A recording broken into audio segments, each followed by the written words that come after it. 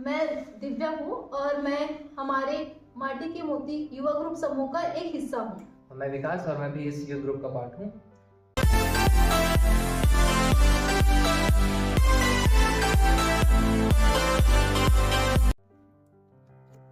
तो विकास, हम सबसे पहले अपने दर्शकों को बताना चाहेंगे कि हम यहाँ आज किस विषय पे चर्चा करने के लिए बैठे हुए हैं।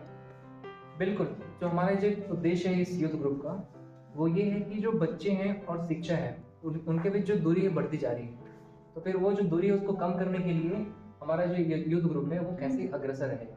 तो फिर ये जो छोटी सी उद्देश्य है उसको लेके हम आगे बढ़ेंगे।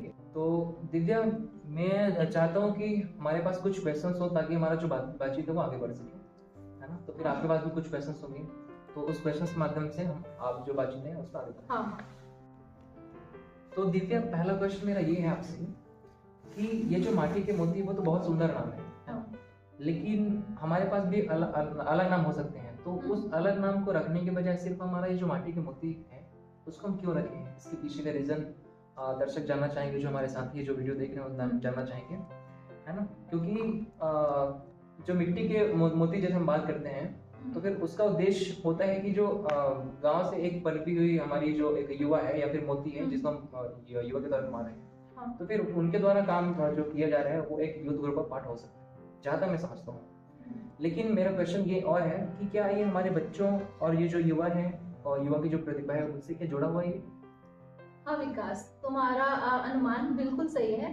तो यहाँ हमारे ग्रुप का नाम रखने के पीछे हमने बहुत चिंतन मनन करा है कि एक लोगों में एक सकारात्मक सोच जाए। इसके लिए बेसिकली ये है कि माटी के मोती मतलब हमारे ही माटी से उभरे, मतलब हमारे ही गांव से उभरे हमारे युवा साथी का भविष्य उज्जवल हो तथा साथ में हमारे समाज में सुधार आए। तो बेसिकली इस ग्रुप के माध्यम से हम शिक्षा के क्षेत्र में बच्चों को अग्रसर करना चाहते हैं, उनको अच्छी गाइडेंस प्रोवाइड करना चाहते हैं और उनकी जो अभी स्कूली शिक्षा चल रही है उस पर जितना ज़्यादा सहयोग हो सके हम वो प्रदान करना चाहते हैं उनको। तथा साथ में हमने सोचा है कि समाज में अभी हो रहे दुष्प्रभावों से बचने के लिए और समाज में अनेक प्रकार के जो समस्याएं चल रही है उनमें परिवर्तन लाने के लिए, सुधार लाने के लिए हम इस ग्रुप को आगे कंटिन्यू कर रहे हैं और यही इसका उद्देश्य होगा कि हमारे जो माटी से उभरे हमारे जो बच्चे हैं, युवा साथी हैं, वो मोती की तरह चमके और देश में अपना नाम रोशन करे। तो दिव्या, समूह कोई भी समूह जैसे स्टार्ट हम करते हैं फिर गांव में जो भी योजनाएं हम चलाते हैं उसको स्टार्ट करने के लिए हमको मतलब बहुत सारी मुश्किलों का सामना करना पड़ता है।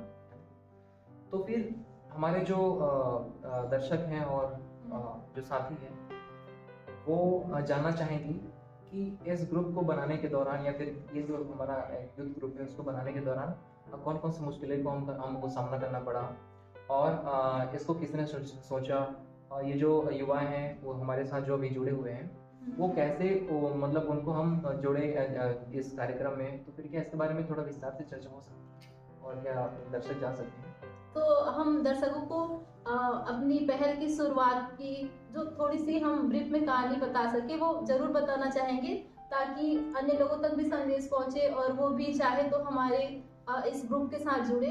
तो पहले मैं बताना चाहूंगी कि इस पहल की शुरुआत हमने अपने गांव के जागरूक नागरिकों के साथ मिलके तथा जो हमारे गांव के युवाओं हैं जो जिनके सहयोग से हम इस ग्रुप का निर्माण कर पाए, तो उनकी सहायता से हमने ऑब्जर्वेशन के थ्रू जाना कि हमारे गांव के स्कूलों और जो भी बच्चे अभी पढ़ रहे हैं उनकी शिक्षा में बहुत कुछ की दिक्कतें आ रही हैं और समाज में जो दुष्प्रभाव हो रहे हैं उनसे उनकी स्टडी भी इफेक्ट हो रही है। तो इसी प्रॉब्लम को लेके जब हमने विचार करा तो हमें लगा कि शिक्षा के क्षेत्र में हमें कुछ काम करना चाहिए, जैसे कि हम सपोज स्कूल वालों को ही दोष दे रहे हैं या शिक्षा इस एजुकेशन सिस्टम को दोष दे रहे हैं, तो ये सारी चीजें करने से हमें सॉल्यूशन तो नहीं मिल रहा है। तो इससे अच्छा हमने सोचा कि हम अपने स्तर पे, छोटे स्तर पे एक प्रयास करते हैं जिससे कि हम इस समाज को सुधारने और शिक्षा को इम्प्रूव करने में कुछ मदद कर सके। तो इसके लिए हमने हमारे इस यूथ ग्रुप का निर्माण करा जहाँ पे हमने बच्चों को एक मोहल्ला क्लास के द्वारा, जो कि हम एक समुदाय भवन में आयोजित कर रहे हैं, वहाँ पे बेसिकली उनको 1-2 घंटे बुला के वहाँ होमवर्क वगैरह पे तथा उनके इंट्रोडक्शन और स्पोकन इंग्लिश में थोड़ा बहुत काम चालू करा, जहाँ जहाँ पे उनको नीड है कि एजुकेशन पे चाहिए और उनको और कुछ चाहिए कि हम इन चीज़ों को कैसे पढ़ें, बच्चों को आगे कैरियर में और कैसा करना चाहिए, तो इन सब के लिए हम गाइडेंस प्रोवाइड कराने की कोशिश कर रहे हैं। अच्छा, तो फिर आपका कहना है, जैसे मैं भी एक्सपीरियंस किया हूँ, जब मैं गांव में था, मतलब जब हायर स्टडीज लेने गया था, तो फिर मेरे मन में एक डर था कि मैं इंग्लिश को टैकल कैसे करूँ। हाँ। तो फिर जैसे मैं बाहर गया, हायर स्टडी किया, तो फिर मेरे को मालूम चला कि इंग्लिश जितना हम सोचते उतना कठिन नहीं है। हाँ। लेकिन जो गांव के बच्चे हैं वो इंग्लिश को लेकर ज़्यादा डर रहे हैं। तो फिर इसके लिए जो हमारा जो पहल है, स्पोकन इंग्लिश की जो हम क्लासेस हम सोच रहे हैं, वो इस कार्यक्रम के माध्यम से हम संचालित करेंगे, और ताकि जो बच्चे हैं जो इनसे दूर होते जा रहे हैं वो इनके करीब आए। तो दिव्या, मेरा एक क्वेश्चन और था कि जैसे आपने कहा कि जो सामाजिक दुष्प्रभाव है, जो समाज में फैली दुष्प्रभाव है, जो चुनौतियां हैं समाज में, तो क्या बता सकते हैं कि ऐसे कौन सी मेन चुनौती है जो समाज में है, और उसके ऊपर उनके ऊपर हम जो हमारा एक यूथ ग्रुप है वो काम कर रहा है?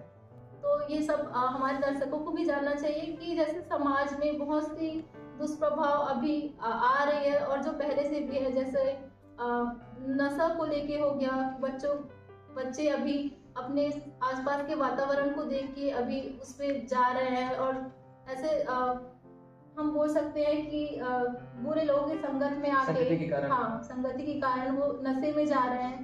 तो हमने जैसे हम जब बच्चों को बुला रहे हैं तो वहाँ पे हम उनके साथ डिस्कशन कर रहे हैं, तो इस सब के माध्यम से हम उनको जागरूक तो कर रहे हैं कि उनको सही डायरेक्शन में जाना चाहिए। ये चीजें तो हो रही है। साथ में हमारा इस पे प्लान है कि हम गांव के जागरूक लोगों के साथ मिलके और अपने युवा साथी तथा बच्चों को भी इस में शामिल करने की हम कोशिश कर रहे हैं। तो उसके माध्यम से हमारा प्लान है कि हम आगे नशा मुक्ति के लिए कुछ कार्यक्रम रखें, जैसे नुक्कड़ नाटक हो गया, और हम पोएम, स्लोगन, इस सब के माध्यम से हम आगे वर्क करना चाह रहे हैं, और इस पे हमने प्लानिंग चालू भी कर दी है। और ऑल्सो हम देखिए कि हमारा दूसरा मेन एडिक्शन, हम सोशल प्रॉब्लम बोल सकते वो जहाँ तक मेरे को लगता है मोबाइल एडिक्शन ही है। हाँ, सही बोल रहे हो विकास, मोबाइल एडिक्शन, जो कि हम आज रोज हर घर में देखने को मिलता है, राइट। तो बेसिकली इसके लिए हम अभी तो ज्यादा कुछ एक्शन नहीं ले पाए हैं, लेकिन जब हम बच्चों को मोहल्ला क्लास में बुला रहे हैं 2-3 घंटे के लिए, तो वो उस समय पे वे बच्चे वहाँ पे रह के मोबाइल से तो दूर है, साथ ही अपने लर्निंग पे ध्यान दे पा रहे हैं, अपनी जो एबिलिटीज बोल लो, कौशल बोल लो, उस पर वर्क कर पा रहे हैं। तो ये एक हमारी छोटी सी शुरुआत हो चुकी है, जिसके माध्यम से हम आगे और वर्क करना चाहेंगे। इसके बारे में बच्चों को और समझाएंगे कि इनके मोबाइल हमको कैसे सही तरीके से यूज करना है, ताकि ये हमारे लिए वरदान साबित हो। हमारी बातचीत के दौरान मेरे मन में कुछ क्वेश्चन उभरे हैं, जो कि बेसिकली हमारे दर्शक भी जानना चाहेंगे। जैसा कि हम अभी हमारे युवा ग्रुप के साथ वर्क कर रहे हैं, तो हमने ऑलरेडी अपने एजुकेशन पे मोहल्ला क्लासेस चालू कर दी है, ठीक है।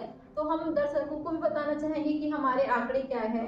तो हम इनसे साझा करेंगे कि हमारे कितने आंकड़े हैं, कितने बच्चे आ रहे हैं, और हम किस तरीके से उनको सहयोग कर पा रहे हैं। तो आप इसके बारे में कुछ बताना चाहें तो अगर मोहल्ला क्लास के बारे में मैं बात करूं, जो आंकड़ा है जैसे आपने कहा, तो उसमें लगभग डेली जो बच्चे आते हैं वो लगभग 50 या 60 के संख्या में बच्चे वहाँ पे अपनी उपस्थिति प्रदान करते हैं।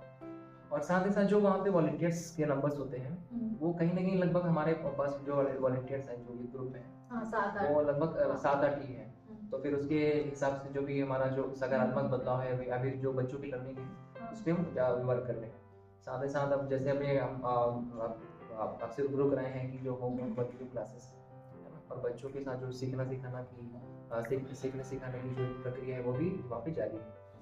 ये तो आपने सही बात करी, बट मुझे हमारे समाज में और आसपास ये चीजें भी देखने को मिली है कि जो बच्चे हैं अभी वो पढ़ाई को बोझ समझ रहे हैं, राइट। तो ये आपने भी ऑब्जर्व करा होगा, और हमारे दर्शकों को भी पता होगा कि ऐसे जो बच्चे हैं वो पढ़ाई को बोझ ले रहे हैं। तो आपने इस बारे में सोचा होगा, या आपके समूह वाले ने सोचा होगा कि हम बच्चे की पढ़ाई को कैसे अच्छे से कराए कि उनको पढ़ाई बोझ ना लगे, या खेल के रूप में कराए और अन्य गतिविधि म्यूजिक वगैरह ये सब इंटीग्रेट करे। बिल्कुल बिल्कुल। अब क्या है, हमेशा पढ़ाई के बारे में बातचीत करना, ये जहाँ तक मेरे को लगता है कि सही नहीं है।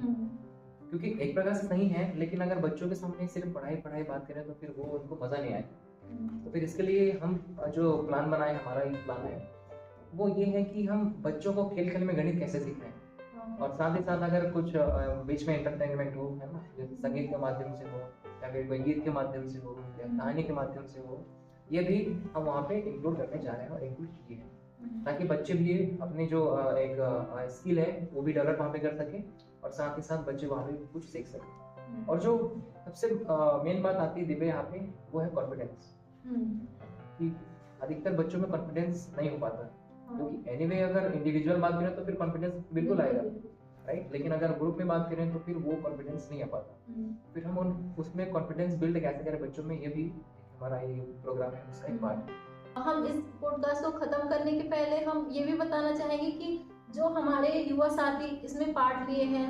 अपनी इच्छा से इसमें आ रहे हैं, बच्चों को सहयोग प्रदान कर रहे हैं, हम उनके लिए क्या क्या कर सकते हैं और क्या कर रहे हैं। तो जैसा कैरियर काउंसलिंग हो गया, तो इसके बारे में हम थोड़ा उनको इन्फॉर्मेशन दे सकते हैं। अभी हम देखते हैं कि जनरली जो गांव के बच्चे हैं, जो भी बच्चे हैं, उनको एक विजन बना नहीं होता है ना।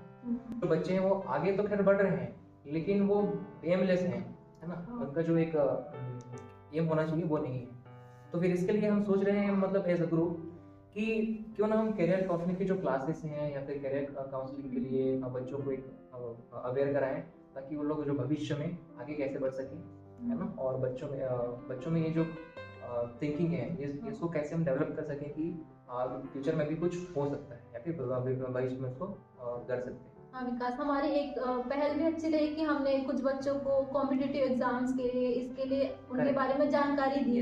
उनके हम क्वेश्चंस और प्रोवाइड करा सकते हैं, आगे इस पे और वर्क किया जा सकता है कि हम उनको सही गाइडेंस दें, ताकि उनका फ्यूचर भी सिक्योर हो, साथ ही वो अपने और साथियों को संदेश दे। बिल्कुल बिल्कुल। और जैसे जो भी एंट्रेंस एग्जाम होते हैं, SUT हो, फिर जैसे यूनिवर्सिटी हो, वहाँ के लिए हो, है ना, इसके लिए बच्चे अवेयर नहीं हो पाते, और इसके लिए जो उनका जो तैयारी वो भी टफ होती है। तो फिर हम भी एज अ ग्रुप सोच रहे हैं कि जितने भी युवा साथी हैं हमारे ग्रुप में, वो भी इसमें कुछ अपना योगदान दें, ताकि जो बच्चे हैं वो भविष्य में अपना जो अच्छे से कॉलेजेस है वहाँ से अपने जो डिग्री है प्राप्त कर सकें।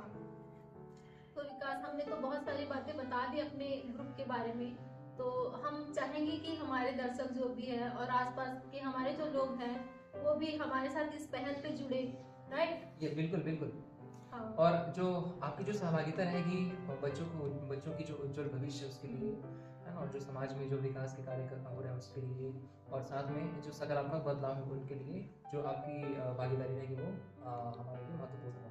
तो हम सभी जो जागरूक नागरिक है हमारे, और जो युवा साथी है तथा अन्य अभिभावक, जो बच्चे भी हैं, और जो भी हो गए जो हमारा सहयोग कर सकते हैं, और जो भी बच्चों को आगे करियर काउंसलिंग या इस सब में कुछ जानकारी दे सकते हैं, हम उनको सादर आमंत्रित करते हैं कि हमें आगे कुछ सजेशन देना हो या आगे कुछ हेल्प करनी हो, तो उसमें अपना संपूर्ण सहयोग दे सकते हैं। जैसे हम इस छोटे से वीडियो में हम तो पूरा अपना एक जानकारी साझा नहीं कर सकते, तो नहीं बता पाए हम। अगर आप पर्सनली कांटेक्ट करना चाहें तो हम उसका लिंक ऐड कर देंगे, ताकि आप हमें कांटेक्ट कर सकते हैं। इस पे आप हमें सजेशन दे सकते हैं कि हमें और कैसे वर्क करना चाहिए, और आपकी जो भी राय है आप हमें साझा कर सकते हैं। तो इसी के साथ मिलते हैं आपसे, और धन्यवाद।